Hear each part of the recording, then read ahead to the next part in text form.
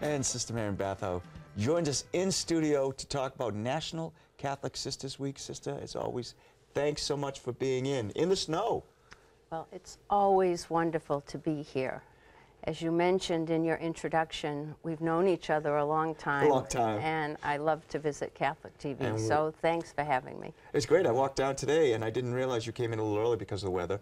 I know people in the warm parts, Hawaii and stuff, saying, what are they talking about? Well, it's snowing in the Northeast a little bit, and so you came in early, so it was great to catch up a little bit. It was wonderful. And we're going to catch up now because National Catholic Sisters Week began in 2014.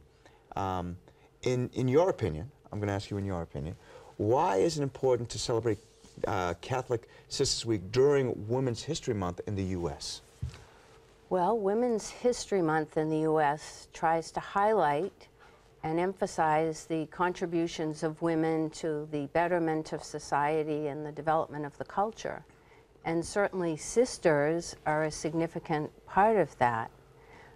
If you look at the history of religious communities of sisters that have served the Archdiocese and beyond, I always call them great love stories because they're filled with stories of courageous women who came here with very little except a strong desire to serve the Church, to serve the people of God. And what they have done in their time here is amazing. It is amazing. And maybe if you could talk about that, Sister, too, some of the things that the sisters have done and are doing. I know a lot of people probably, think of education, but there are so many other ministries that the sisters are involved in. Well, the sisters really were the forerunners, if you will, of the private school system here in the United States. Certainly they built the Catholic school system, the hospital system, and many of our social service agencies have their roots in religious communities of sisters.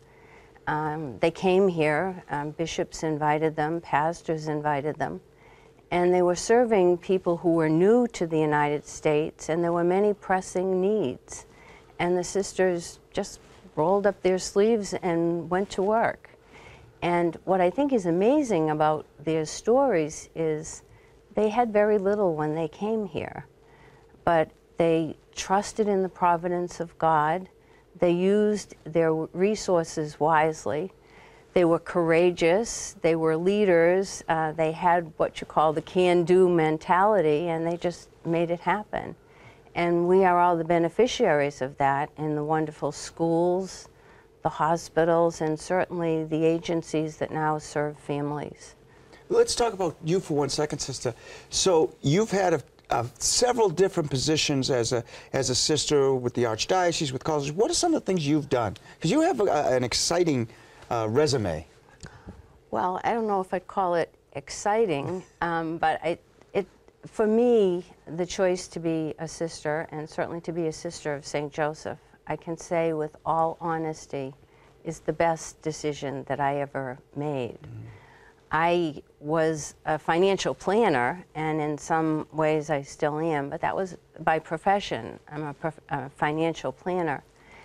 But I made the decision, or I felt called by God to the Sisters of St. Joseph, and so I entered. And the first part of my time as a Sister of St. Joseph, I was at Aquinas Junior College in Newton, which was a wonderful experience for me. I was the internship coordinator, I taught economics, and then later I was the president. And the opportunities that I had there, the students that I met, and to be part of an educational experience that really made a difference for these students was really very, I can't describe it enough. It just was very beautiful for me. And then, after I left Aquinas, Bishop Murphy came to see me one day and said, would you ever consider coming to work for the Archdiocese of Boston? And that was 19 years ago. Was it 19 years ago? 19 years ago. So I began as the coordinator for all the events related to Jubilee 2000. Oh, yeah.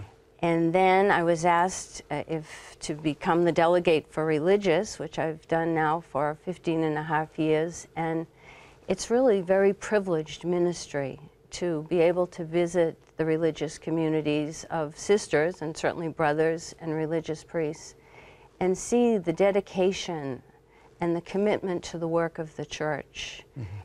It's beyond description. And then, of course, along the way, I've been involved with Catholic TV Just a little. and Catholic media, and that again to see up close the work of evangelization and the importance of evangelization. Again, it defies description, but it has just been such a wonderful blessing for me to be a sister of St. Joseph. To be a sister, because all of us, no matter what community, I think we do consider ourselves sisters. There is this wonderful experience of sisterhood. And also to just be part of the church and the wonderful work of the church. We're almost out of time, Sister. What are some of the plans for 2017? For Sisters Week, National Catholic Sisters Week, March 8th to the 14th. Sister Shout Out. We're asking people if a sister has made a difference in their life to post on Facebook the difference that sister has made. I know some sisters are going to be speaking in parishes, talking about their own individual vocation stories. We're encouraging parishes, if they've had sisters, to invite them back, to have them speak, perhaps at a coffee hour. Regis College is having 2 events. One is a service day related to immigration, and then the other is, because Regis is sponsored by the Sisters of St. Joseph, they're going to be talking about what the Sisters of St. Joseph are doing in terms of immigration and advocacy for immigration reform. Yeah. So we've got a lot going on. Again, Sister, thank you so much for being on. I would be remiss, though, if I did not say hello to all our friends at Bethany who write us here at Catholic TV. You have some friends over there. I have many friends at Bethany. So we want to say hello to all of them. You'll be pleased to know that Catholic TV is on when I'm visiting there. Well, thank you very much.